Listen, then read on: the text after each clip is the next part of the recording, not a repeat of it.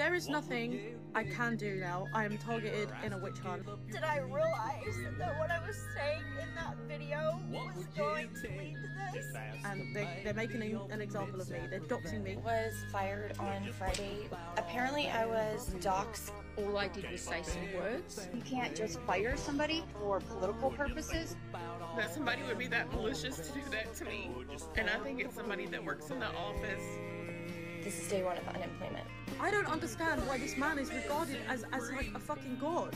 That baffles me. What did I do other than say something that hurt your feelings? Because they just have such different political beliefs from me. Well, the next time, start reading your employee handbooks before something like this happens again. Yeah, that's it.